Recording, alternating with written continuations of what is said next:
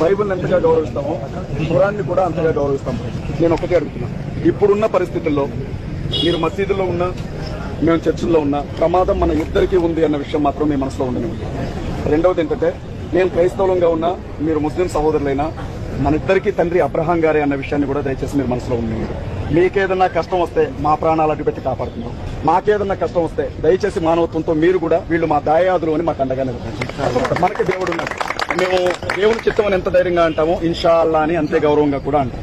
దయచేసి ఈ విషయాన్ని మీ ద్వారా ప్రవీణ్ పగడాల గారి హత్య ఒక సంతకం. రాబోయే రోజుల్లో క్రైస్తవులకి ముస్లింలకి ఇది ఒక మరణ శాసనంగా మారబోతుంది అనేది ఓపెన్ గా చెప్తున్నారు. నెక్స్ట్ అజయ్ని చంపుతామంటున్నారు.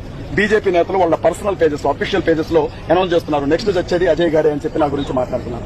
చావడానికి మీరు భయపడం, నేను భయపడను, దేవుని దగ్గరికి వెళ్ళిపోతామని. కానీ మిగతా వాళ్ళు నాయకత్వం లేకపోతే బలహీనలైపోతారు. ఈ విషయంలో ఎప్పుడు మీ దృష్టికి ఏమొచ్చినా మీ నమ్మకాలు మీవి, మా నమ్మకాలు మావి. కానీ కష్టం అంటే మాత్రం ఇద్దరం కలుగుతాం పై. ఈ విషయాన్ని మాత్రం మనసులో ఉంచుకుంటారు. ఇది ముస్లిం సమాజానికి నేను క్రైస్తవ సహోదరుడిగా నేను ఇస్తున్నటువంటి రిప్రజెంటేటివ్ గా దయచేసి మీరు భావించాలి.